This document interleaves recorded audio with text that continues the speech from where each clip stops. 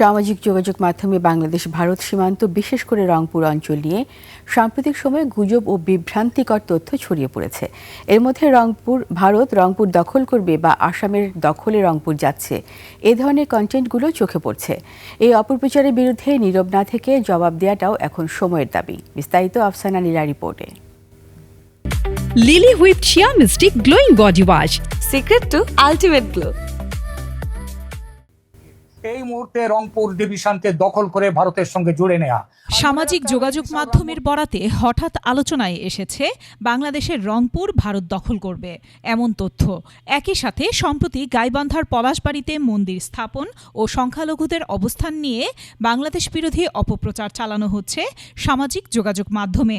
এই রংপুর কাঁটাটা মূলত ভারতের দক্ষিণপন্থী বিশ্লেষক বা কট্টরপন্থী কিছু রাজনীতিবিদদের চিকেন নেক বা শিলিগুড়ি করিডোর নিয়ে পুরনো কৌশলগত আলোচনা থেকেই এই গুজবের জন্ম। ফেসবুকে একটি মহল গুজবকে আরও প্রসারিত করছে। একই সাথে সীমান্ত পরিস্থিতি আর পুশ ইন আলোচনায় ঘি ঢালছে এই রংপুর দখল বিষয়ক খবর।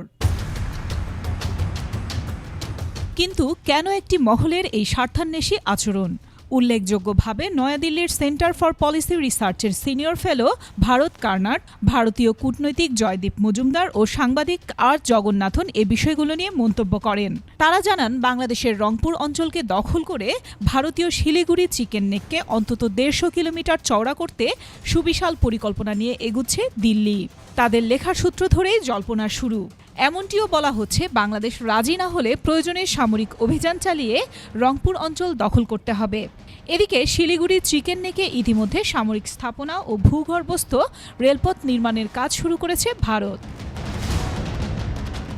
রাজনৈতিক অস্থিরতার ফায়দা হাসিলের জন্য বা ভিউ বাড়ানোর লক্ষ্যে কিছু পেজ বা ইউটিউব চ্যানেল ভীতিজনক বা চাঞ্চল্যকর শিরোনাম ব্যবহার করে মূলত এসব নিউজ করছে। তবে এসবের বিপরীতে বাংলাদেশ এখনও নীরব। আন্তর্জাতিক বিশ্বে বাংলাদেশের সার্বভৌমত্ব বিরোধী এমন ভয়ঙ্কর অপপ্রচারের পাল্টা কোনো ব্যবস্থা নেওয়া হয়নি এখনও।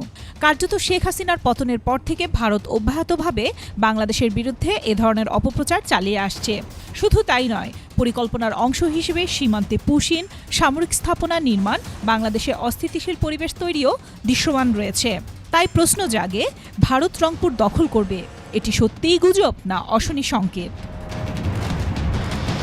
আফসানা নীলা, ডেস্ক রিপোর্ট, 21 টেলিভিশন।